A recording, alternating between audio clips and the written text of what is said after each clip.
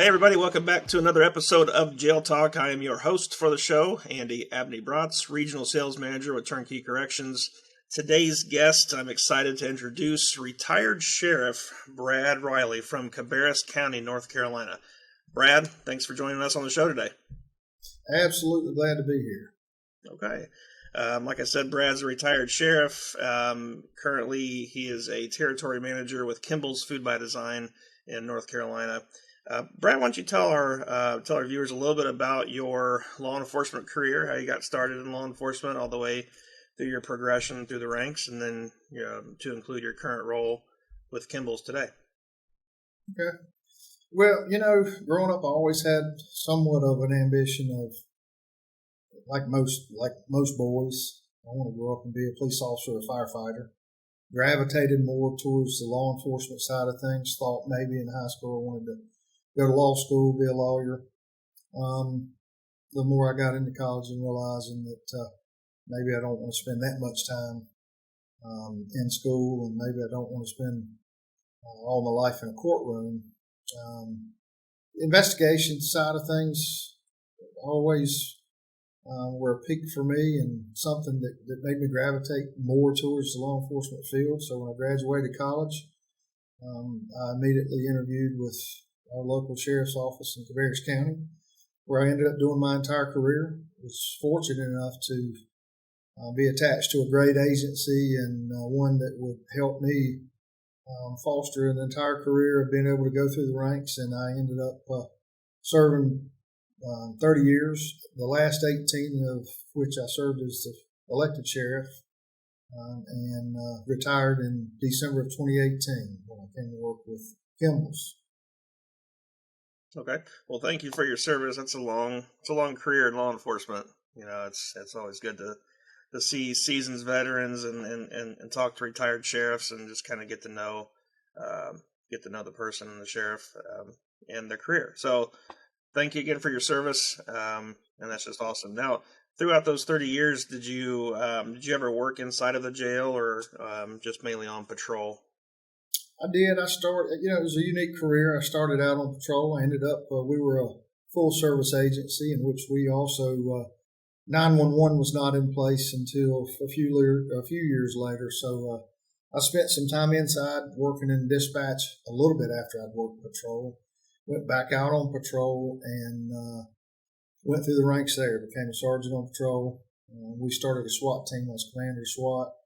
I ended up lieutenant patrol, and then I made a lateral move to the jail, and spent the next 3 years of my career as a jail commander, and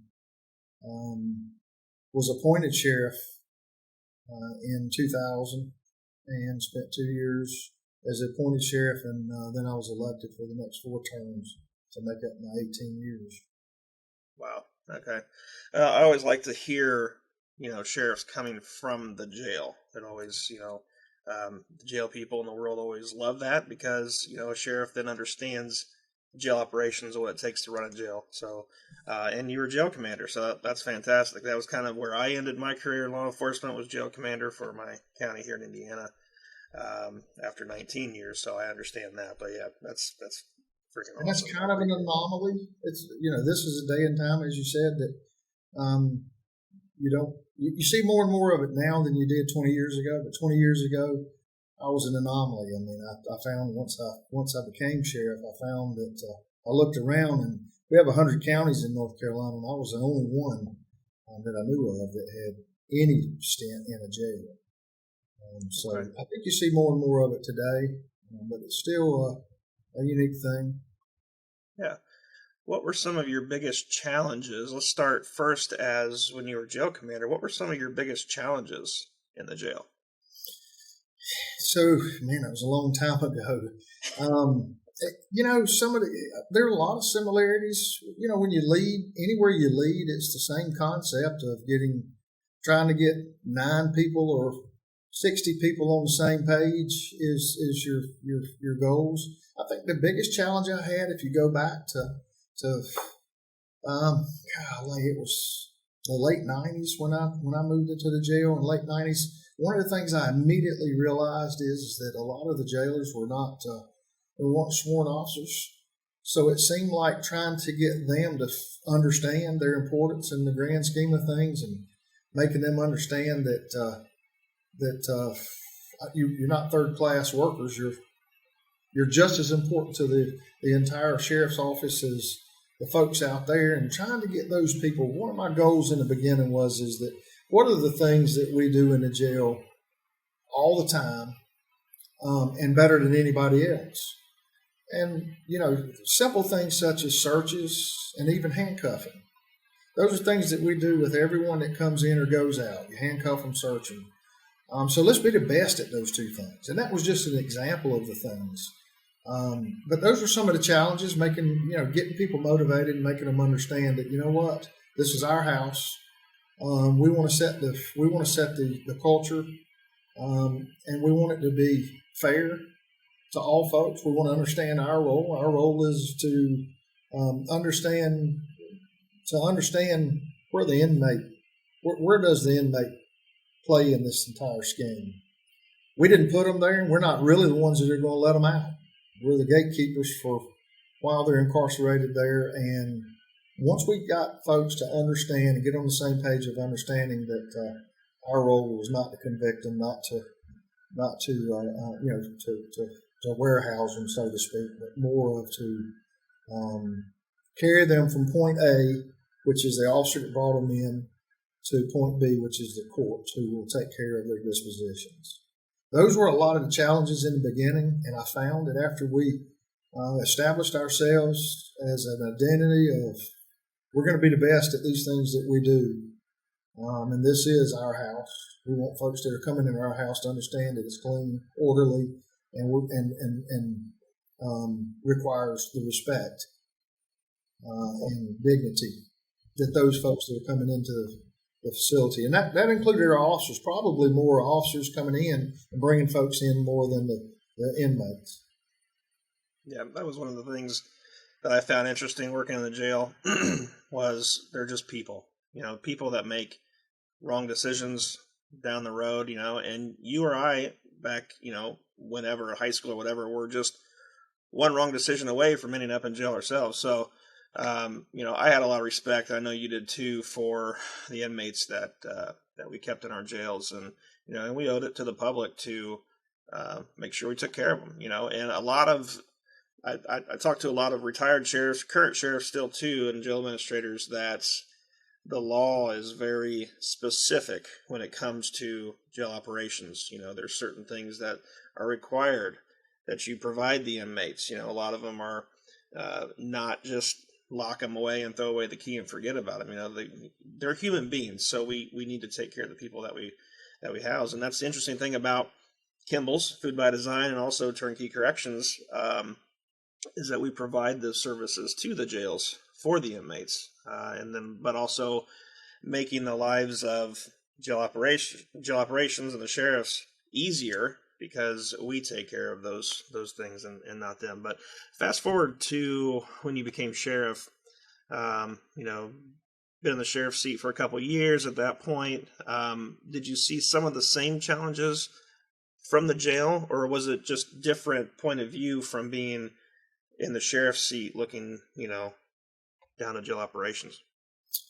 Yeah, that's a very good question. One of the things that I carried with me into the office of sheriff is understanding of,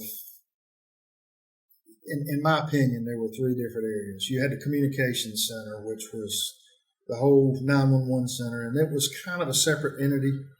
And then you had the jail, which was kind of a separate entity, and then you had all of sheriff's office operations, which included your patrol and detectives division and courts and all of those things. So what I carried into the office of sheriff and the challenges in the beginning was making sure that I matched all three of those together as one family. Even though there were a lot of differences, we all had the same direction we were marching in. We all had the same amount of importance.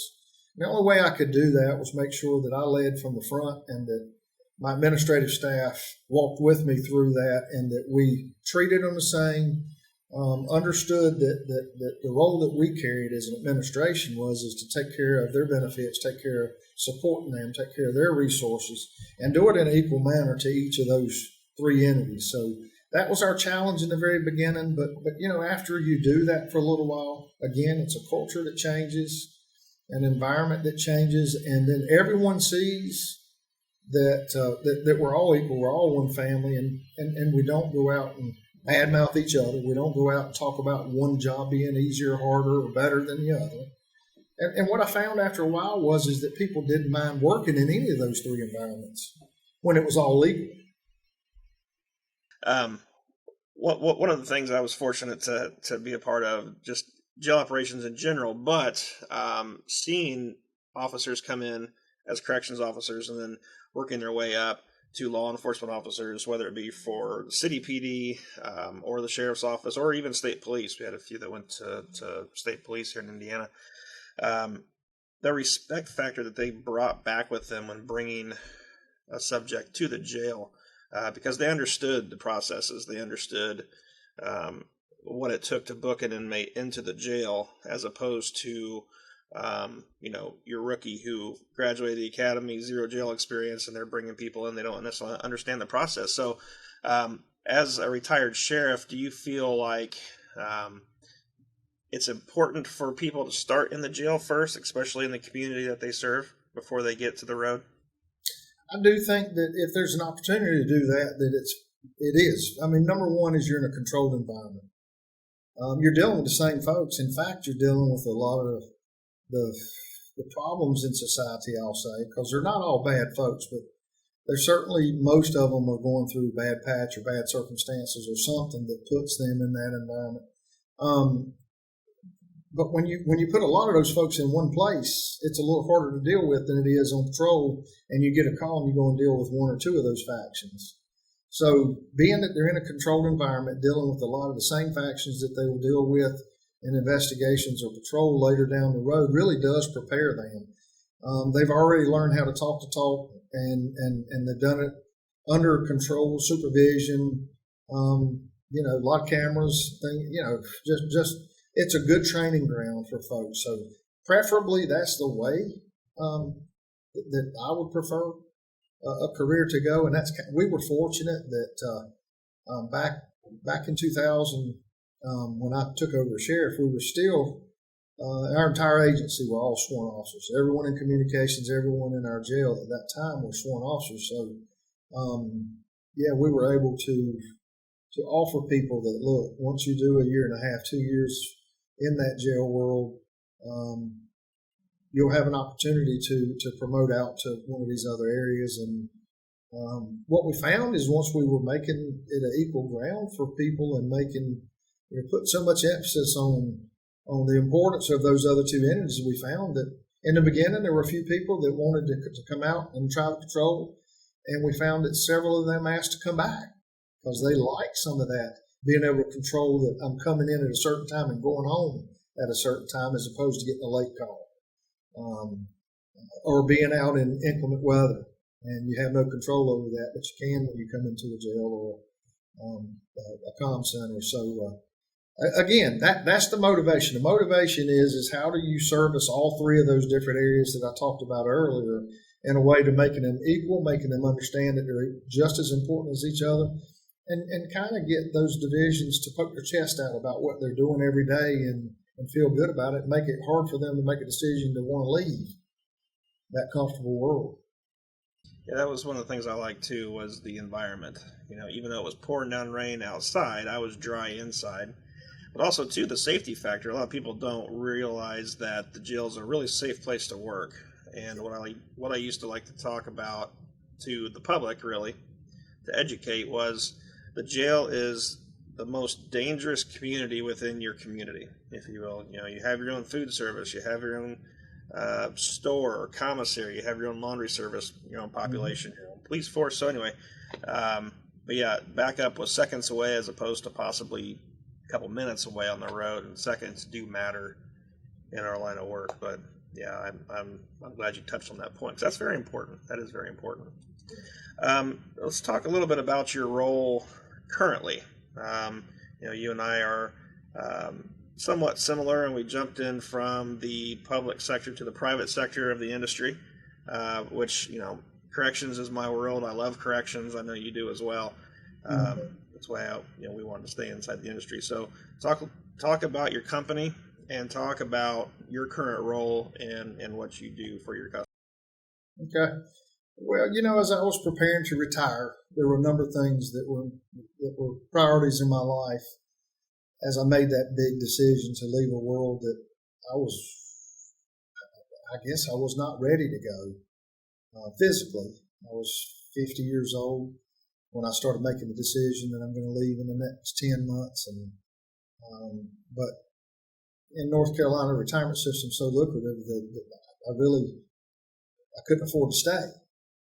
So as I started doing that, I knew that, 50, 51 years old, I still have some time left to give to this industry. So I started thinking about, look, what is the next chapter?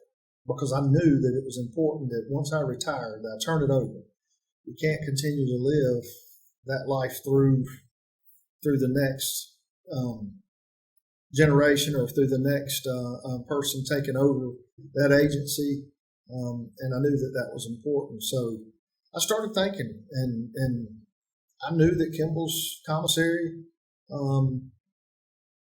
was one of our 4 contracts in the jail. I knew that I wanted to stay in the law enforcement. I wanted to get in the private sector, but I wanted to do law enforcement because I wanted to stay in touch with the folks that I had made friends with for the last 20, 25 years. Kimble's was a no-brainer for me. I didn't know that this door would open. I was fortunate that when I announced that I was going to retire, I still had 10 months to serve as sheriff because I had to either file or not file for the next election. And Kimble's reached out to me fairly soon after I made that announcement. And we began talking about things that would be helpful to both the industry and to what I was looking to do. And quite honestly, I had in my mind, I had already done the math and made a determination that that's the company I wanted to be with, and that's the industry I wanted to be in. And so when that contact was made and we had short discussion, they had a wonderful reputation, a wonderful brand, and made it easy for me. And I made a quick decision. Was happy to be able to get that out of the way, and I still had 7-8 months left to serve. And it's been everything that I thought it would be. It's been very different than I thought it would be, but it's been everything from a company standpoint and what I knew about, godly principle, family-oriented folks, care about their people, let you go and do your job. They, there's only strings attached are continuing the brand, professionalism,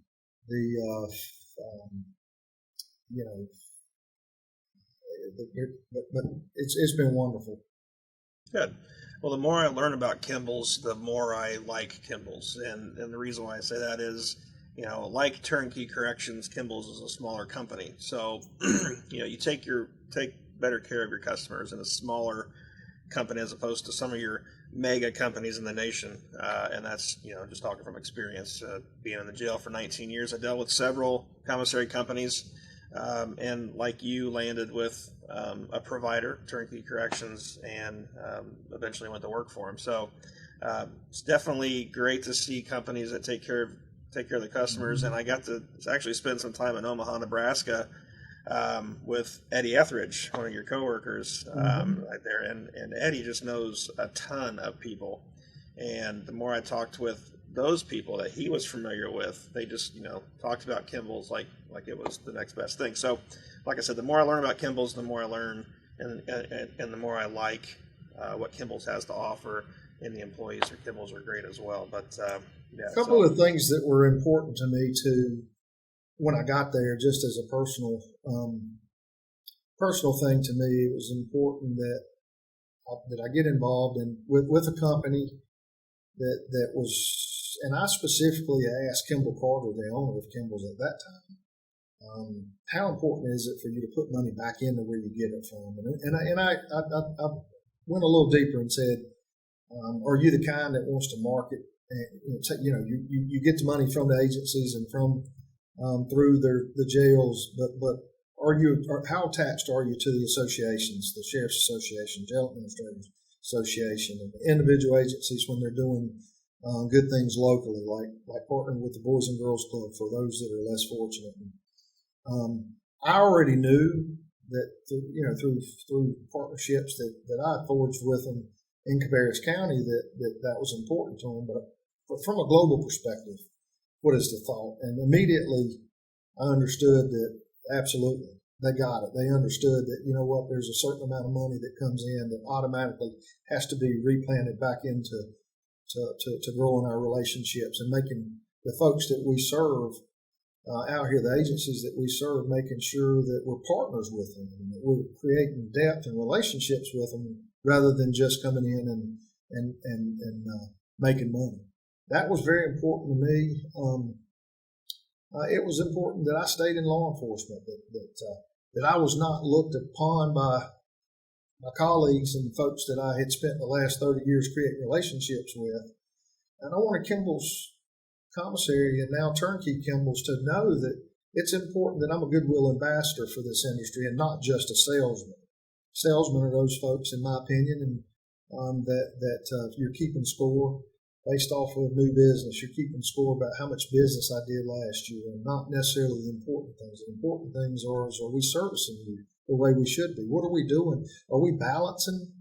Are we having an equal balance between how we're servicing you, what we're getting out of it, and then what the end product is back to the community, which is where we get the monies from? And that was a big thing with Kimble's and that I see with Turnkey. But those were two big factors for me to be able to become part of something that was bigger than just candy bars and honey buns. Yeah. And you and I mean, we both served in a jail command position, so we're very familiar with companies who do not have great customer service. I'll leave it at that. Yeah. I'm not one, I know you're not either, Brad, to talk bad about the other guy, but when it comes to customer service and jail administrators or sheriffs that want answers now or want to be taken care of right now, because, I'm an impatient person, and I feel like that comes from being a jail commander. Very impatient. So when a customer calls me and says, hey, something's broken, I want to break my back to fix it. And I think that's what customer service should be all about. And I know that you feel the same way, and I know Kimble's does the same thing down the south. But yeah, now Kimble's does have a kitchen food service branch as well, called Skillet Kitchen, correct? That's correct. Okay, talk a little bit about Skillet, if you can, and how many facilities we're in with Skillet, and so on and so forth. Okay, so Skillet was I retired in December of actually end of November of 2018. Came to work fairly shortly in December of 2018. Ironically, at the first meeting that I was at in LaGrange, Georgia, they rolled out the idea of serving inmate meals, the breakfast, lunch, and suppers, on top of our providing commissary snack services to jails and prisons. And I found out fairly quickly that Kimble Carter had been in the food business since 1985 and has a wealth of knowledge in large catering events and things along those lines. And in his words, the food industry for inmate services was suffering. He was being contacted by a lot of the folks that we were servicing in the commissary world, and they knew the professionalism, they knew the effort that was being placed by Kimble's, and they knew that he had a food background. So they often questioned, hey, can you get into the inmate food service business? And it's a total different model in the sense that, it's more of your service, and your client is truly the county. They're the ones paying the meal, but then you're serving the inmate population. As to large catering and things of that nature, normally getting a call from a person that you're going to be providing service to. So it was one of those things that Kimble was a little hesitant to get into, but didn't. After a while, he couldn't avoid it any longer, and he did all his homework. So when he rolled it out in December of 2018, The idea is that we'll take this slow. He went out and hired some of the best folks in the industry, Matt Eubanks, and several others that are still with us today.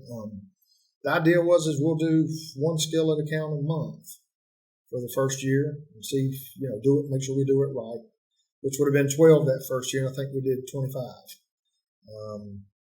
It's continued to grow. It's been a fantastic addition to an already great product. It has, in the beginning it was tough because folks were like, hey, you're brand new in the industry, and there's some large companies out here, your competitors, the Aramarks, Trinities, Summits, Legacies in the world that have been well established and buying food by truckloads for a long time. So, but it didn't take us long to brand ourselves in skillet off of, we may not be for everybody because we're going to concentrate on those things that sometimes are a little more expensive. But at the same time, we have a certain standard that we want to keep, and we want to make sure that from the commissary into the food industry that we're continuing to provide something that you choose. This is what you want. You want a better scaled service. If you're looking to at the bottom dollar and cutting trays, which means cutting corners and having ladles with no holes in them, so you can serve your vegetables with water and other things in them, that was not for us. We wanted to come in with a real solid meal, good size, quality and quantity was important to us, and it has really been a great land for us, and it has enhanced our abilities to make offerings to folks and say, hey, we'll take care of all your food needs through commissary and the food service. Yeah.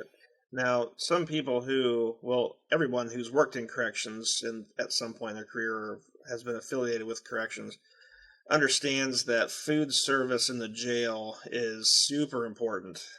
If you serve poor product to the inmates, it has an effect on the inmates' behavior. It has an effect on inmate morale, and then in turn that has an effect on officer morale. Is that something that you guys really focus on as well, is the quality as opposed to quantity? Or, because I know skillet might not be the cheapest price per meal, but the quality is going to kind of supersede that. Absolutely. I mean, there's no doubt. And we tell folks right off when we're proposing to make an offer to an agency that look, here's our template.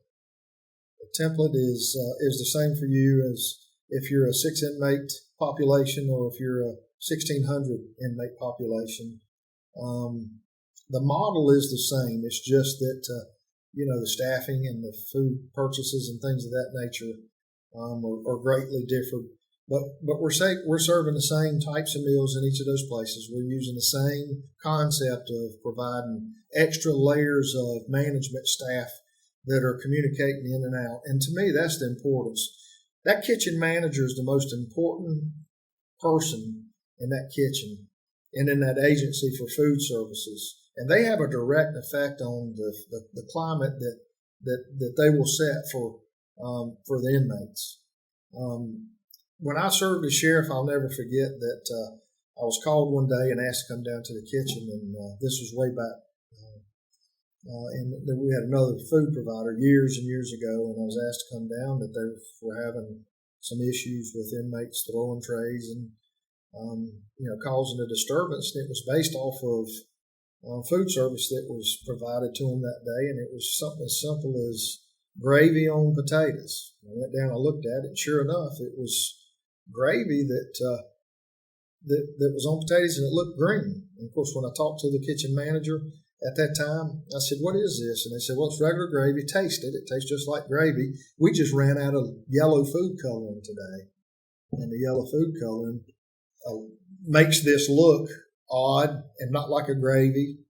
And the reality was I did taste it, and it was great. There was nothing wrong with it, but it was the appearance. But the reason I bring that up is because there is an expectation from those inmates that you're going to treat them like regular people. and it's not normal for you to go to a restaurant or for you to go anywhere and eat green gravy.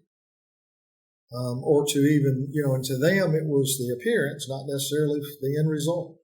But it never made it to the tasting, and it has a direct effect. And when that kitchen manager understands that, and they're communicating with another layer, the skillet model is that we have directors in the field that go around on a regular basis and check on each of those kitchen managers and make sure that the ordering patterns are right, so we don't run out of yellow food coloring, or that they're being supported appropriately, and that if there are any issues, what can we do to resolve those? That's a little bit different in the food world, and that's one of the places that we felt like that was a difference in the game for Skillet compared to the other food services. Yeah, and as a retired sheriff, you know the importance of good jail services in general, but food service, because the taxpayer expects the inmates to be fed well as well. And I'm sure as sheriff, you receive many public phone calls from some upset family members that, you're not treating son or daughter correctly in jail just based off of the food. And I think that's a lot of the larger companies. This is just Andy's opinion. This is not, national consensus or anything, but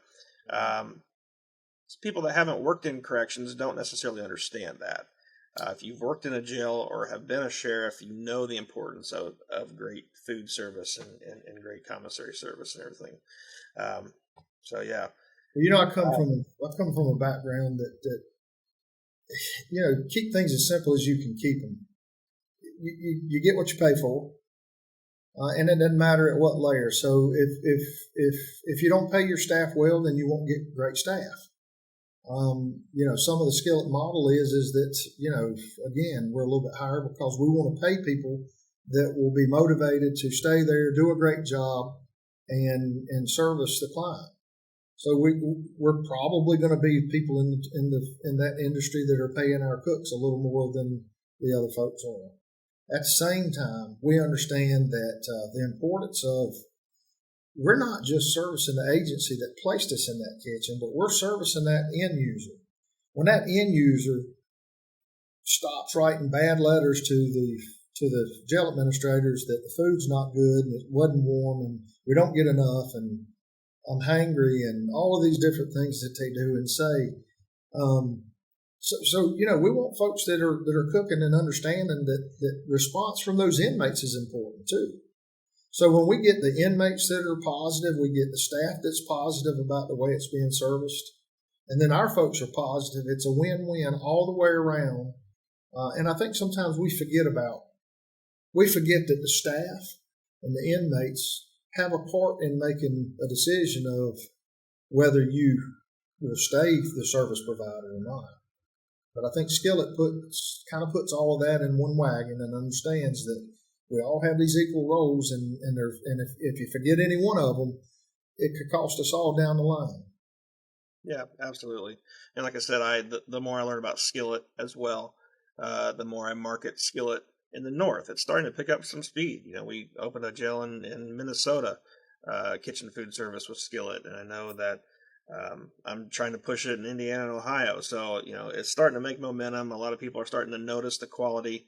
And it is great food. It is great food. I can't stress that enough. But Brad, in closing, is there any comments or anything that you want to add that you haven't touched on, or any advice for a sheriff looking for services, particularly in your area or in Kimble's area?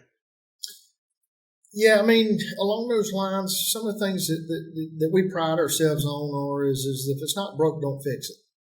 Sometimes getting a service from someone because you're just a friend or because of some other connection doesn't always work out. But we also tell them that, look, we're going to love on you and serve you irregardless of whether you use our services or not. Because you know what? If you ever need a service, you'll have enough trust and enough understanding of what we do to feel comfortable in calling us and know that we can either outperform what you were used to getting or at least be up to that standard. So we tell folks all the time is that, look, we're here to serve. We've got a team of folks behind us in the fact that from the owners down that say, look at what we put out here in the field. We're putting our money where our mouth's at. We're 100% involved in these associations. We're 100% involved in knowing that having law enforcement folks like you and me in the field representing those law enforcement agencies when we're sitting at the table talking about food and services, we're now taking it. This is a company that's taking in consideration what do you guys think coming from that background? It means a lot. Just here in North Carolina alone, we have 180 plus years of law enforcement service working for Kimble's out in the field. If that's important to you, and if quality and those things are important to you, we encourage sheriffs to give us a call and let us come partner with you. And if not, then we'll continue to be friends, and we'll continue to just be a phone call away. Yeah, and that's one of the many things that I could say about you, Brad, and I'll stick with one thing, is that you get it. You get it as being prior jail admin and prior sheriff. So anyone interested in seeking commissary or food service, please get a hold of Brad. We'll try to put his contact information in the description below. But Brad, thanks again for being a guest on the show today. We'll wrap it up here. But again, thanks for coming on, and it was a pleasure kind of getting to know Brad Riley, retired sheriff. So thank you very much. Me too, Andy. Thank you so much, and it is wonderful. I'm glad to see again this Jail Talk's an opportunity. I go back 20 years ago, and it was hard to get sheriff's offices to talk about jails. Fast forward 20 years later, and you can see that even our vendor world it's just great to me to see that there's more focus, more attention, more emphasis put in and around our jails, and glad to be a part of Jail Talk and Kimble's Turnkey. All right. Well, thanks, Brad. And thank you, everybody, for watching today's episode. If you like what you see, please give us a like, subscribe, drop us a comment. We'd like to hear from you. And again, as always, be safe, and thank you for what you do.